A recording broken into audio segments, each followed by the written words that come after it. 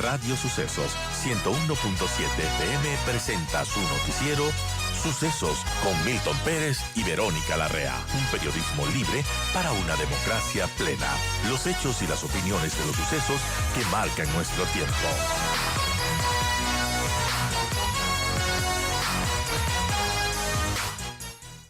Estamos ya con don Patricio Aro, rector del IAEN.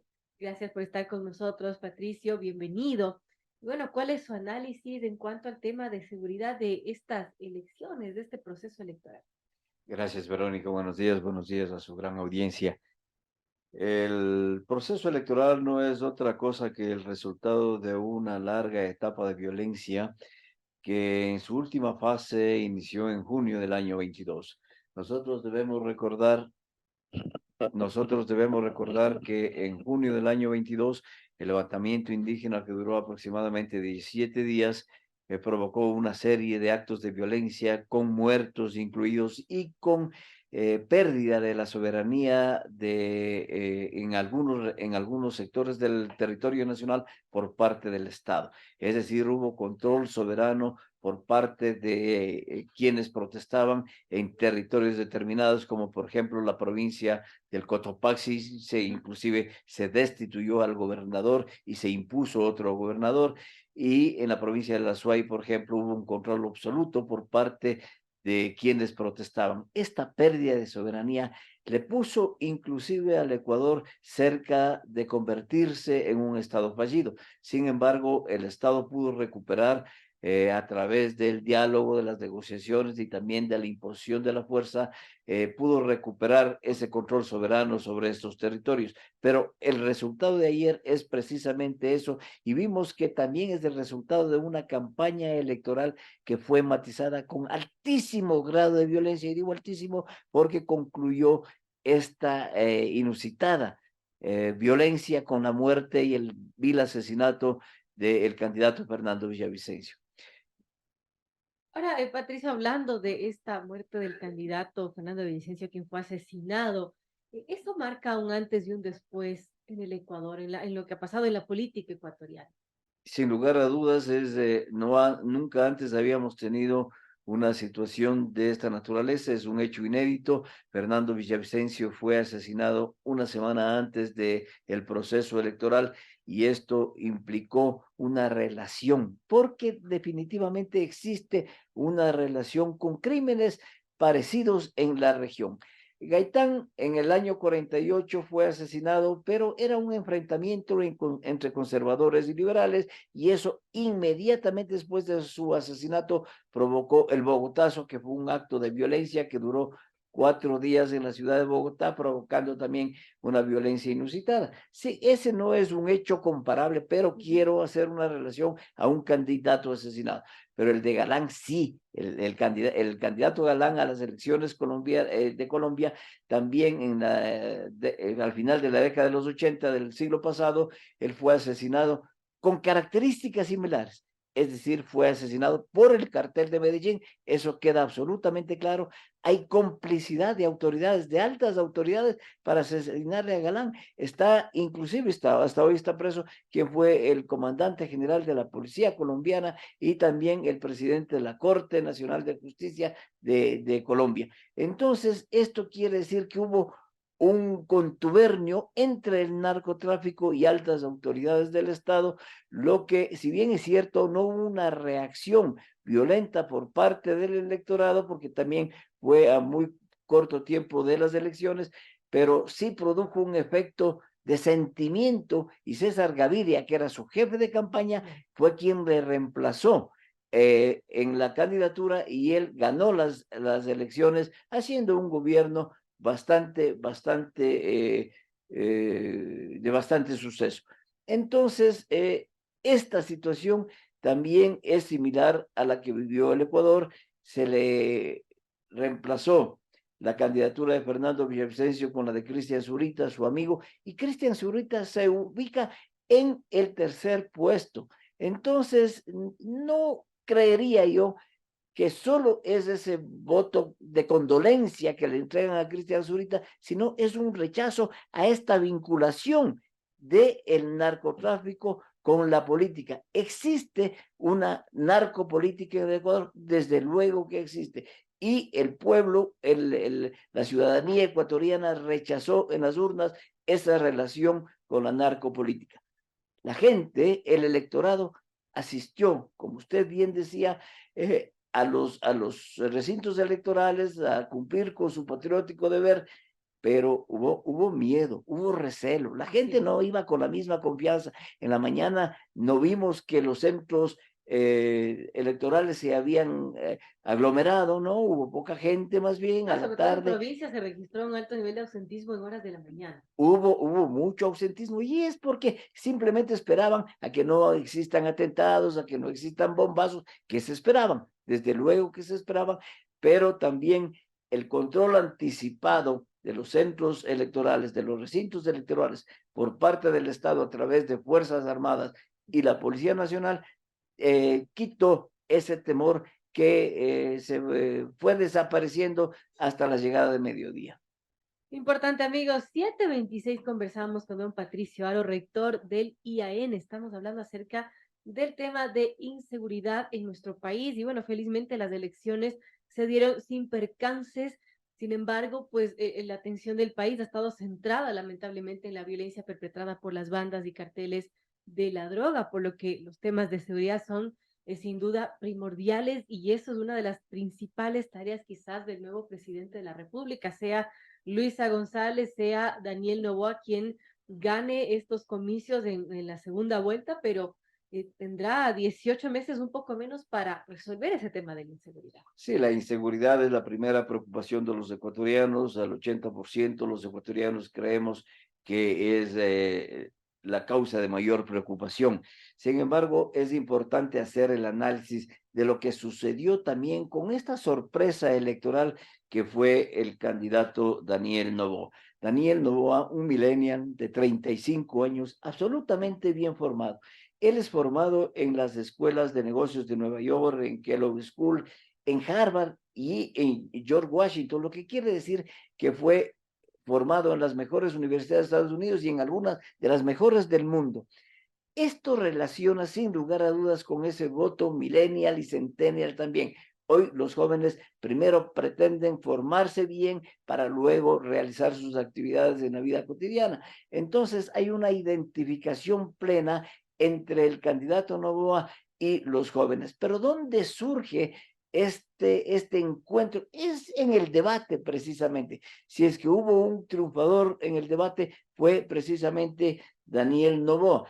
Y es un triunfador en el debate porque allí él muestra mucho conocimiento y mucha ecuanimidad. Cuando todos atacaban la inseguridad, con el empleo de las Fuerzas Armadas, con el reequipamiento de la policía, el reentrenamiento de la policía, inclusive Jack Topic, que se esperaba que sea el outsider en este proceso electoral, presentaba sus vehículos y presentaba su nuevo equipamiento para la policía, pero Noboa con mucha ecuanimidad dijo, a ver, ¿cuál es el primer problema de la inseguridad? La justicia. Desde luego, es la justicia. Sin justicia no hay seguridad. Y nosotros vemos claramente que de los 6 detenidos que por el presunto asesinato de Fernando Villavicencio, 2 de esos detenidos tienen antecedentes penales y estaban también acusados de hacer, y están libres. ¿Qué hacían libres? Incluso Entonces, tenían boletas de detención y estaban cometiendo los crímenes así es. tan Entonces, campantemente. desde luego, en vez de Daniel no va a decir, sí, vamos a ampliar a las Fuerzas Armadas y vamos a reequipar para enfrentar y reprimir violentamente. Dice, no, primero la justicia. Luego tenemos que restablecer un sistema de rehabilitación de los detenidos y vamos a emplear un sistema que primero implique una remodernización de los centros penitenciarios con programas de rehabilitación estrictos. Entonces, eso empieza a decir, sí, no es cuestión de violencia. Y el electorado, especialmente el electorado joven que está desde los 16 años hasta los 35, diría, que está alrededor del 30% en esa fase etaria, es el que le da el voto precisamente a Daniel Noboa. Y Daniel Noboa identificado entonces con su formación, es decir, se torna el modelo de los jóvenes. Sí, yo quisiera tener una formación de grado en Estados Unidos y 3 o 4 maestrías en las mejores universidades del mundo. Imagínense lo que eso significa. Entonces, ellos son los que le dan el voto. Entonces, trabajar en seguridad es lo que el próximo presidente, cualquiera que sea, es el que tiene que conducir el año y medio es demasiado poco tiempo y no va a permitir tomar acciones. Sin embargo, se puede trabajar en seguridad. Sin embargo, hay una diferencia enorme entre lo que fue el pasado, ya es un pasado que representa la candidata Luisa González y frente a Daniel Noboa. Luisa González, ella en el debate decía que ya lo hicimos, pero frente a los temas de seguridad, ¿qué lo hicieron? Retirarle al Ecuador del sistema de seguridad internacional, retirarle al Ecuador todas las agencias de inteligencia que luchaban contra la droga, retirarle del Ecuador a la base de Manta, que daba información sobre los procesos de tráfico de drogas, especialmente en el mar y en el espacio aéreo nacional, y también ausentarse del sistema interamericano de defensa, lo que le puso al Ecuador en una grave crisis de seguridad, mientras Noboa está diciendo lo contrario, y eso podría dar el resultado final en temas de seguridad, que va a ser un asunto muy importante en el debate entre los dos candidatos que pasarán al boletaje, han pasado al boletaje. Simplemente el tema de seguridad va a incidir significativamente. Así de, y bueno, lo que usted mencionaba, don Patricio, respecto a la penetración del narco en la política, la llamada narcopolítica, ¿cómo controlar eso? Porque el mismo Consejo Nacional Electoral, bueno, ha dicho que es complejo controlar los fondos de campaña, por ejemplo, el financiamiento de la política. ¿Cómo hacer para que ya no siga penetrando el crimen organizado, el narcotráfico en la política, en los estamentos estatales? Es sumamente complicado decir que no vamos, que vamos a poder controlar, que no exista esa penetración, es casi imposible. ¿Y por qué digo que es casi imposible? Porque el narcotráfico lo que busca es la penetración en el Estado, la infiltración en el Estado. El narcotráfico no le combate al Estado, prefiere infiltrar, y eso es lo que está haciendo, porque hay infiltración en todas las funciones del Estado, hay infiltración en las fuerzas del orden, en policía y fuerzas armadas. Sin embargo, felizmente no hay control todavía, o no ha sido mayoritariamente infiltrado el Estado, pero eso es lo que busca. Entonces, el gran control de la UAFE es fundamental. La unidad de control financiero es fundamental, porque además nosotros con el beneficio de la dolarización o el sistema de la dolarización, el Ecuador se convierte en un paraíso para el lavado de activos. Claro, no solo por su posición geográfica estratégica, sino por los dólares. Exactamente. Entonces, aquí mismo no tienen para qué sacar los recursos, sino aquí mismo se lava. Y una forma de lavar, desde luego, es el aporte muy especial a las campañas electorales. Nosotros debemos recordar que algunos candidatos han sido amenazados, murió el alcalde de Manta, fue asesinado Fernando Villavicencio, y eso implica acciones necesarias del narcotráfico, necesarias para evitar que el Estado se oponga a esa infiltración que busca como tal. Entonces, sí, es una situación muy compleja, es una situación difícil, pero también las relaciones con otros países es fundamental. El intercambio de información, la seguridad cooperativa con países de la región que estamos involucrados en el proceso de tráfico de drogas, porque estamos ubicados, como usted bien lo decía, geográficamente entre los dos mayores productores de cocaína del mundo. Con la dolarización, el Ecuador se convierte en un paraíso para el lavado de activos, y con esta posición geográfica también se ha convertido en una plataforma de salida hacia los mercados internacionales.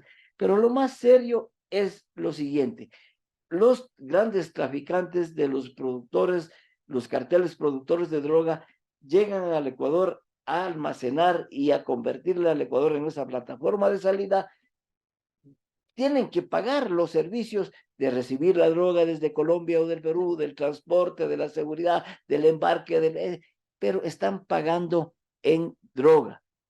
¿Esto qué quiere decir? Que esa droga tiene que ser convertida en dinero. ¿Y cómo es convertida en dinero? Es convertida a través del microtráfico y el consumo al interior del país. Entonces, el microtráfico también debe ser controlado para evitar esa incidencia de recursos en las campañas electorales, pero sobre todo eh, este microtráfico que busca a los jóvenes, inclusive a niños para que consuman, es un problema de salud pública. Entonces, el control del tráfico de drogas no es solamente un problema de represión y de seguridad, es un problema de salud pública y eso los candidatos también deben ofrecer. Yo decía en algún medio, entre serio y broma, lo único en temas de salud que han ofrecido los candidatos es no repartirse los hospitales. Entonces, sí, el tema de consumo de drogas y de estupefacientes es un tema que debe preocuparnos también para evitar que el tema de inseguridad siga creciendo y se controle de alguna manera. Importante, amigos. 7:37, conversamos con don Patricio Aro, rector del IAEN, hablamos sobre la crisis de inseguridad y, bueno, los retos que también tendrá el nuevo gobernante. Ahora, Patricio, una pregunta final: ¿qué tan optimistas podemos ser los ecuatorianos con este nuevo gobierno que venga, sea que gane Luisa, sea que gane Daniel Noboa, respecto a ese tema de la inseguridad? Bueno, yo diría que no podemos ser muy optimistas porque la situación es compleja, la situación económica no es fácil, se viene el fenómeno del niño y la inseguridad se ha expresado en su máximo nivel. Entonces, en un año y medio podríamos nosotros controlar esto de manera alguna, y ni siquiera ese proceso de construcción de nuevos lugares de detención, nuevos centros de detención se pueden construir porque usted sabe, los procesos de contratación pública son largos y engorrosos. Entonces, hay dificultades. Por lo tanto, los ecuatorianos, yo diría, no podemos estar optimistas, pero no podemos perder la fe. Y la fe no se perdió el día de ayer, por ejemplo, con la asistencia normal y no hubo un ausentismo, sino en los términos y en los porcentajes que históricamente ha mantenido el Ecuador, pero en estas condiciones, hoy el Ecuador debe tener fe en quién va a conducir los destinos, pero también debe exigir como sociedad civil, debe exigir a sus políticos, especialmente a quienes van a conformar la asamblea, que piensen en el Ecuador, que conduzcan al Ecuador hacia un destino de tranquilidad y de ecuanimidad. Sin lugar a dudas, las elecciones del 2025 o a las elecciones del 2025 irá en su proceso de reelección quien gobernó por año y medio, porque sí, él querrá completar o ampliar su promesa y ejecutar sus promesas de campaña. Entonces, es la asamblea que va a tener más o menos la misma composición, porque la mayoría que tendría alrededor de 45 a 50 curules, la Revolución Ciudadana implica también un bloque que tendrá que enfrentarse a una oposición y no puede darse esa oposición por la oposición, como sucedió ya cuando se buscó destituir al presidente de la República y cuando se buscó seguirle un juicio político, lo que dio lugar a esta situación de elecciones anticipadas después de la muerte cruzada. Entonces, bajo estos conceptos, los ecuatorianos debemos tener fe. Sí, difícil pasar de una noche al siguiente día a decir, oh no, hoy amaneció optimista y vamos a tener, pero la fe puede generar ese optimismo que podrá ser siempre ratificado por la acción tanto de las autoridades de gobierno cuanto de los asambleístas que nos representan en el poder legislativo.